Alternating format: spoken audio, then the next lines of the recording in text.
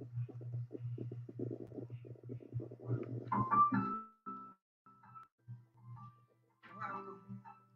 welcome. Good evening. I would just like to say this is our last class for the 12-week session of anger management. And right now I am playing a song that's most fitting. I just want you to listen to the words and enjoy. I may not play the whole song, but enough for you to get the message. This is our food for thought.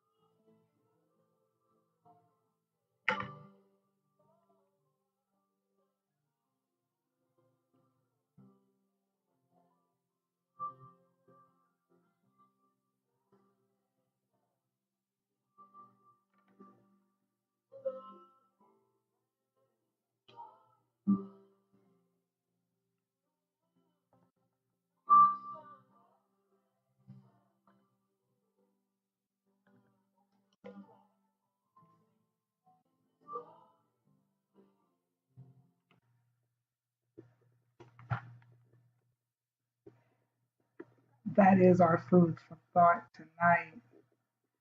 And I know many of you can say, I'm taking my mind back, something that has been taken from you for such a long time. But the food for thought tonight is you're taking your mind back. You're taking your life back. You have been restored. And it's a new day. Yesterday may have been a different day. It may have been a bad day, but it's a new day. So you can rise and shine because restoration is finally here. That's the sweet part about it. And I'm glad to share the good news with you tonight that He's restoring your years. I thank you for coming on the broadcast. We came on a little late. It's been a very, very busy day, but a productive day. And I just want to remind you this is our last session for the 12-week session. Next week, next month, we will be starting our new series of Anger Management 101. So if you have gotten anything out of our broadcast, share it with somebody and you continue to join us that you may even get more peace, more life, and anything else that God has in store for you. We want to say that everybody is welcome to our broadcast, our Anger Management 101. Today's date is April 27th, 2022. We want to remind the Hagerstonians, those who are listening, we want to remind you that we need our certification forms filled out so that we can continually receive funding to make these sessions happen. Tonight, we're going to pick up where we left off last week, and we said we was going to talk about Dr. Erickson's things on human development, and we're going to talk about by ages. How children develop is where we're going to begin tonight, and we're just going to remind ourselves that children develop at their own pace. Yet there are general steps to growth that most children follow. It is important for children to complete one phase before moving on to the next. So pushing them is not the way to go, or it's not helpful to them. So you have to remind yourself that you have to take a certain pace when a child is in the development stage. I didn't make a copy of the chart because my printer or scanner is down, but I will bring it up sometime in the near future. But I do have a chart before me that shows the themes of our development from birth all the way up to the 80s. Every time we don't progress through a theme, we risk having a conflict or even a psychological crisis. Now, birth to 18 months, that's when Dr. Erickson had trust versus mistrust.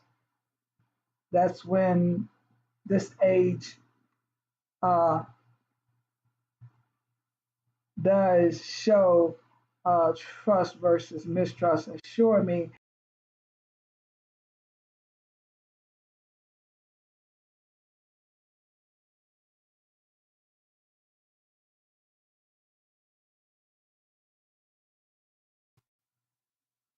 but I have. And then from 18 months to 3 years,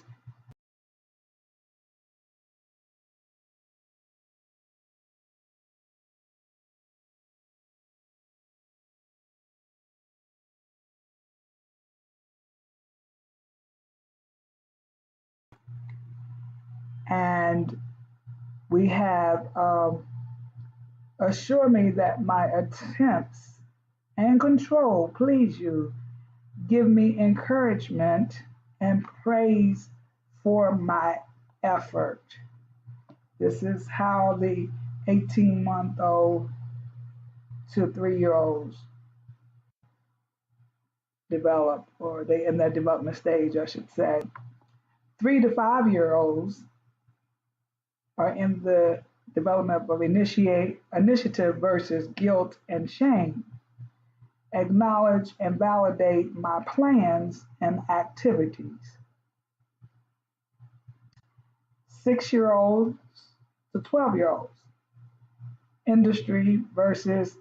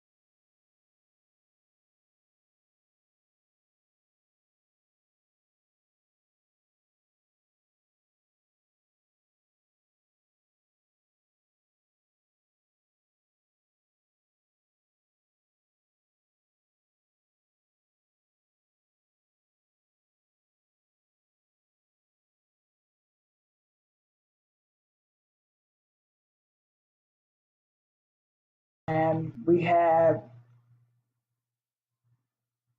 um, also said that we would carry the things that our parents so desire for us to do, and even how that, I more or less fall in the category of generativity versus self-absorption or stagnation. I need to feel productive. I do. I need to feel productive, like I'm getting something accomplished, and to feel appreciated for what I do. Um, I do desire appreciation because I put my whole heart into it, and I want I'm not doing it for necessarily to be appreciated, but when something is done for somebody, they want to be appreciated, and it motivates them to continuously to do it or better themselves in it. Because if it's in vain or if it's not something that is desirable, then you won't get appreciated. Okay, I wanted to move on and talk about children and the results of trauma. And I realized that I have been saying we were talking about children, um, but everybody in all those categories was a child at one time. And I can't say it enough. I can't say it enough that some of us are still in the childhood mode. Whatever age category that you fall in, you're there because of trauma. Because trauma doesn't just make it harder to be a child, it makes it harder to be an adult if there isn't any healing from the trauma. In fact, depending on how children react to their trauma, uh, and the level of help they receive, they can grow up to repeat it or be unable to enjoy their lives because of painful memories. A lot of you all have memories of your pain. You have memories of your trauma that took place. Whatever trauma that happened in your life, you can't let it go. But I'm reminded of the food for thought that I just played for you all because I wanted you all to hear it uh, in words and in music that you're taking your mind back. You're taking your life back because you don't have to stay in pain. You're taking your peace back and you're being restored. If you haven't already been restored through the broadcast that we have presented to you, you can say tonight, I'm taking my life back. I'm being restored. And the plan for you is a new day. And you're rising and you're shining, and restoration is finally here.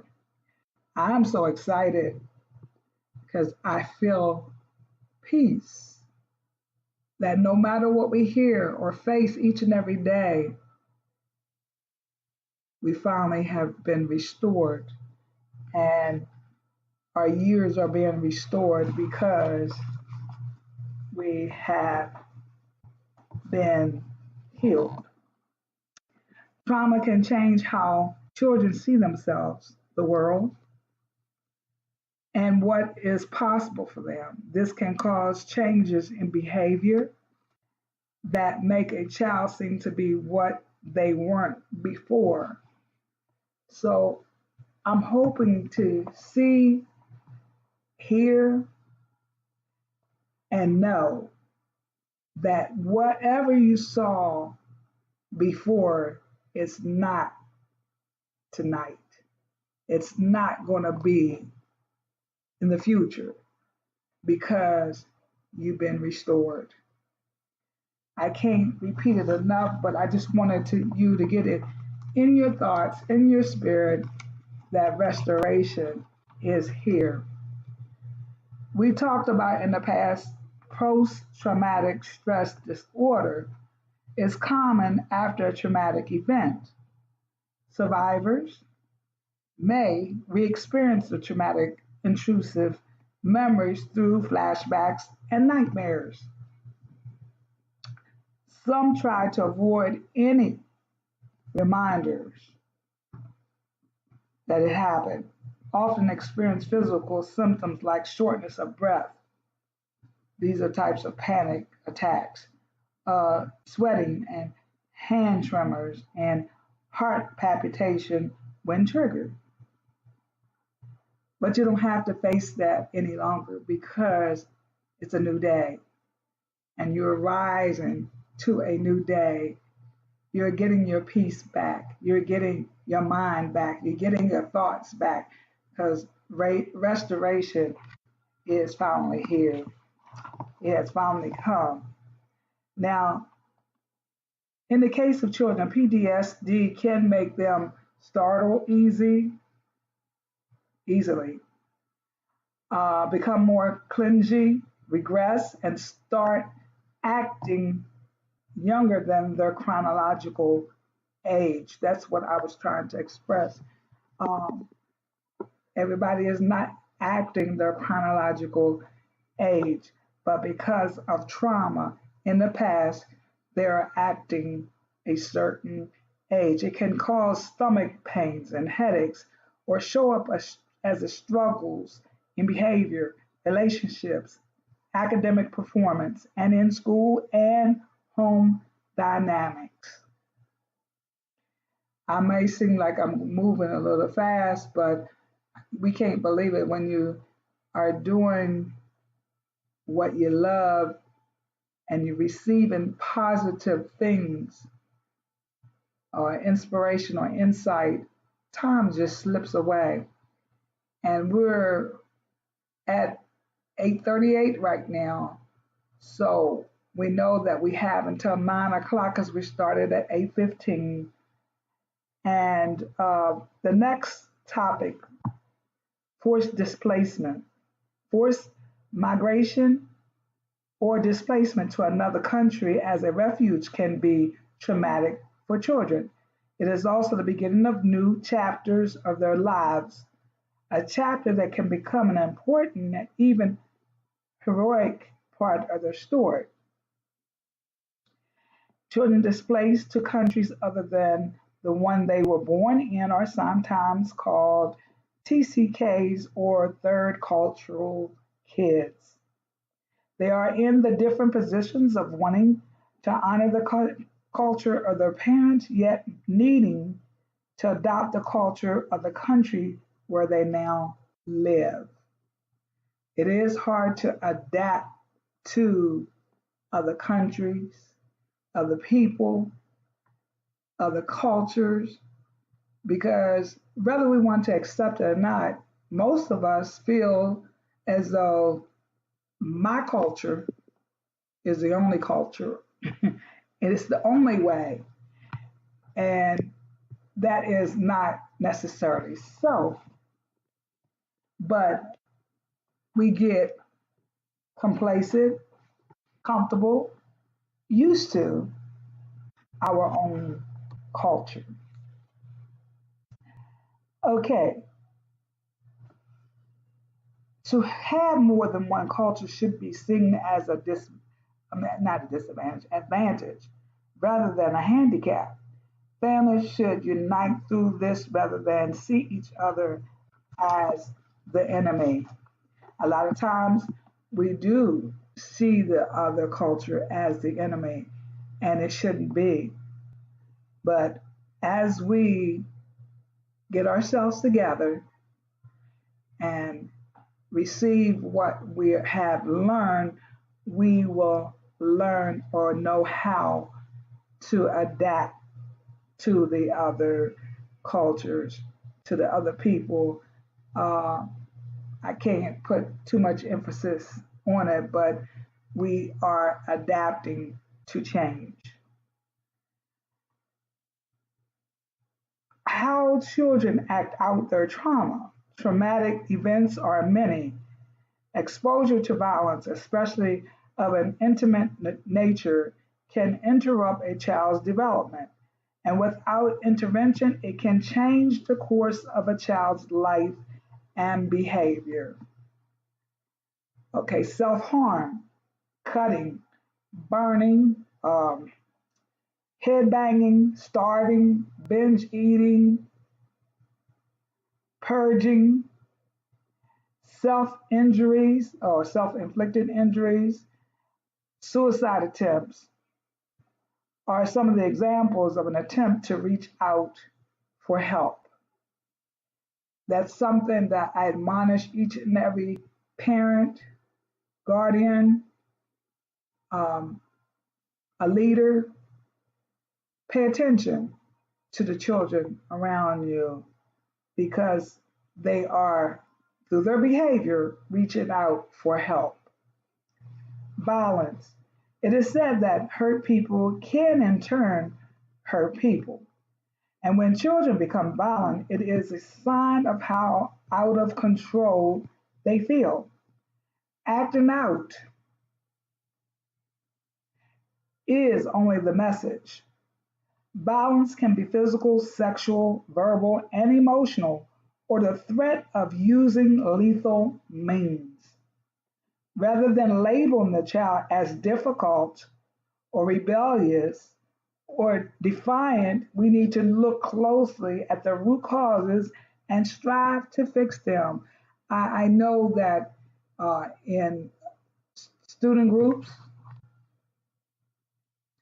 whether it be in church or in public schools, a lot of times we avoid dealing with the situation, the behaviors. Um, I'm not saying that it's always the case, but we want to label, and that's not the best answer. It's not the best solution. So we have to realize after we see what's going on, identify it and address it.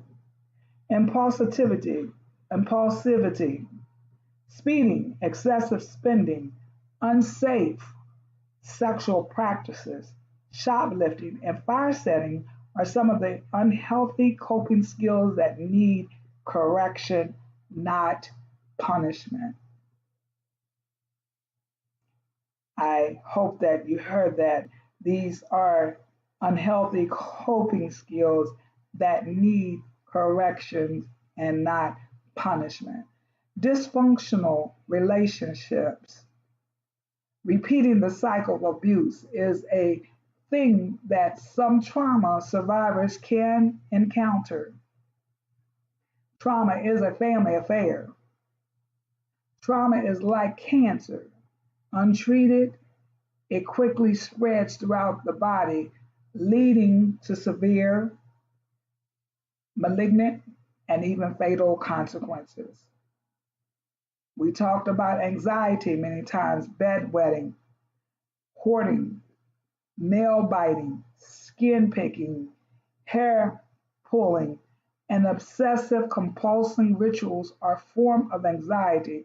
They can be attempts to self-soothe or regulate emotions and can respond to psychotherapeutic interventions. Substance use. One of the most common ways to cope with trauma is to self-medicate, either by using alcohol or another substance. Facing traumatic experiences or memories and accompanying strong emotions is quite an unpleasant experience that many want to numb using drugs. But as I have said it so many times, it's just temporary because when that medicine wears off or when that alcohol wears off, the problem, the trauma is still there unless you have dealt with it, unless you have gone for help. Grief. There is no right or wrong way when it comes to mourning the loss of a loved one or even the loss of life